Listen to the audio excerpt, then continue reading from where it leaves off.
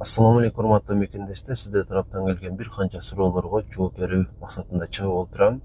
Сиз болсо өзүңүздүн сурооңузду ушул видеонун комментарийине жаза берсеңиз болот. Балким кийинки видеону сиздин сурооңузга жооп берүү иретинде чыгарып калармын.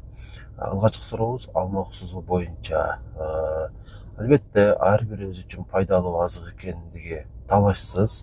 Муну ичүү аркылуу биз ден соолугубузду жакшырта алабыз. Мисалы, кандагы глюкозанын деңгээлин азайтат, тамак сиңирүүнү жакшыртат. Биз жеген тамак аштын витаминдерин, микроэлементтерин организмге өткөрүп берет.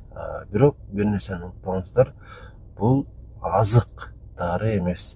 Эч бир ооруга ушул оорудан айыгуу максатында муну ичиштин кереги жок. Кайсы оору менен оорусаңыз, ошол ооруда ичиле турган дарыларды, бара турган аракеттерди кылышыңыздар керек болот. Бул болсо сиздерге албетте пайдалуу, бирок оорудан сиздерди айыктыра ала турганчалык эмес. Ошону унутпаңыздар. Анан канча ичиш керек? Көбүрөөк ичсеңиздер деле боло берет. Менин сунушум 2 чай кашык бир күнгө жетиштүү. Жарым эртең менен, жарым кечинде. Тамакка кошо деле суу менен деле иче берсеңиздер жарай берет. Анан өзү зыяны жок, бирок непереносимость деген нерсе бар адамда.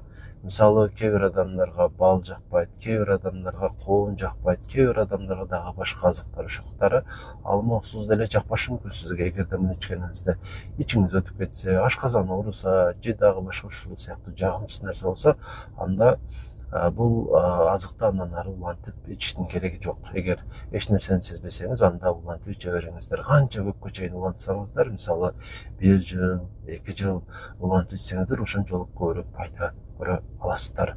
Андыктан ушул кадамдарга бара бериңиздер. Анан канча проценттеги десеңиздер, негизи айырмасы деле жок. 6%, 7%, 9% дегендер бар. Кайсысын алсаңыздар деле бирдей эле пайдасын тийгизет. Кезектеги сурообуз бөйрөктө туз болсо эмне кылыш керек деген суроо болгон. Негизи көпчүлүк учурда бөйрөктө туз болсо дарыланыштын деле кереги болбойт. Болгону эле ушул таза сууну көбүрөөк ичип туруу керек. Анан бөйрөк кыймылды сезет. Мүмкүн болушунча көбүрөөк басыңыздар. Ал эми эгерде бөйрөктө куум же майда таштар боло турган болсо, анда систон деген таблетканы ичесиздер. 2-ден 3 маал тамактан кийин, мурун деле боло берет негизи. Ушул дарыны 2 айга чейин ичип турасыздар. Анан кайрадан сарадан анализ тапшырып, жана УЗИге түшүп көрсөңүздөр, бөйрөк тазаланып калган болот. Эгерде дагы деле таштар болсо, анда дагы 1-2 ай улантып ичип коюш керек. Ошентип бөйрөгүңүздөрдү тазалай аласыздар. Анан дагы эркек кишилер дагы отуруп сары кылганы жакшы, максатка ылайыктуу. Ошондо бөйрөктөрдө кум, таш пайда болбойт. Ушуну дагы эске алып коюңуздар. Кезектеги сурообуз аутоиммундук гепатит боюнча. Бул боюнча айта турган болсом, негизги нерсе гепатит. Кандай себеп менен болбосун гепатит болгон болсоңуз, бул олуттуу эле оору менен ооруганыңыздан кабар берет. Ошол себептүү кылдат болуңуздар, тезирээк айыгып кеткенге аракет кылыңыздар. Толук айыгып кеткенге чейин гепатологдун, врачтын көзөмөлүндө болуңуздар. Анткени көп эле оорулар бар. Негизи оорунун жакшысы жок, бирок маани бербей эле кое турган оорулар көп. Ошолорго көбүнчө эч нерсе деле кылбайбыз. Балким кыйналганда дарыланып коебуз. Кээ бир ооруларда болсо, анда ошол оору менен толук айыгып кеткенге чейин күрөшпөсөк болбойт. Болбосо мунун кесепети жаман. Ал тургай өмүрүңүз менен куш айтышасыз. Ошол катары гепатит дагы олуттуу оорулардын катарына кирет. Сөзсүз түрдө толук айыкканга аракет кылыңыздар. Анан аутоиммундук гепатит болгондо, ошол сиздин иммундук клеткаларыңыз, иммунитетиңиз өзүңүздүн бооруңузга атаковать эткен болот да, боорду жок кылууга аракет кылган болот. Негизи аутоиммундук оорулар ушундай. Аутоиммундук тиреоидит деген бар, калкан безге атака кылат. Гломерулонефрит, муун оорулары бар, жана башка көп эле ушундай иммунитеттин биздин өзүбүздүн организмибизге каршы чыккан оорулар көп да. Анан раз бул жакшы эмес, олуттуу. Анткени өзүңүздүн иммунитетиңиз өзүңүздү жок кылууга аракет кылып жаткан болсо, мындан айыгуу деле кыйын болот. Бирок бүгүнкү күндө медицина бир кыйла өнүккөн, көпчүлүк эле оорулардан толук айыкканга мүмкүнчүлүк бар. Ошол катары аутоиммундук гепатиттен деле Кудайым буйрса айыга аласыздар. Эң башкысы врачтын көзөмөлүндө болуу керек. Акыркы суроо балким буга жооп бериштин кереги деле жоктур. Ошонусу деле кыскача айтып кое берейин.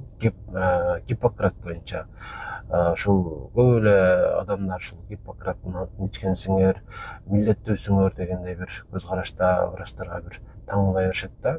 Рас, Гиппократ дарыгер болгон, бирок бизден 2000 жыл мурда жашап өткөн да.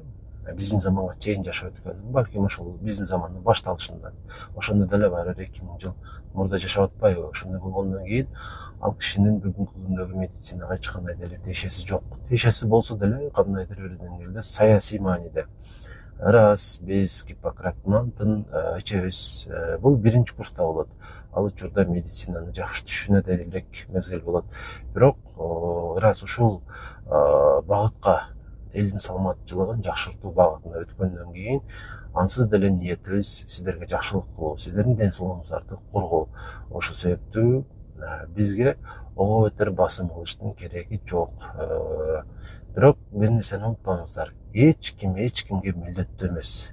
Эч ким эч кимге милдеттүү эмес. Биз балким Аллах Таалага ушул өзүбүздүн милдетибиз менен бир жакын аракет кылсак болот. Сиздерге көбүрөөк жакшылык кылып, бирок эгерде сиз ооруп калган болсоңуз, ушул врачка бир ушул ооруганыңыз үчүн врачты айыптоо кылганыңыз өтө бир туура эмес нерсе да. Эми албетте жардам беребиз. Ошол себептүү Гиппократты айта бербеңиздер, таңбай бербеңиздер. Мисалы, мен үчүн эми албетте дарыгер катары сыйлайм ал кишини, качандыр жашап өткөн адам катары. Бирок ушул медицинага келип калышыма, ушул элдин саламаттуулугун коргошума анын эч кандай деле тиешеси жок. Мен бир гана ушул жаратканга бир эсеп беришим мүмкүн. Качандыр ушул себептүү врачтарды ушул кишинин алдында кандайдыр бир деңгээлде милдеттүү деп карай бербеңиздер. Анын анты мен үчүн эч нерсе эмес. Башка врачтар үчүн деле ушундай. Ушуну унутпаңыздар. Анан башында айткандай, суроолор болсо комментарийге жаза бериңиздер.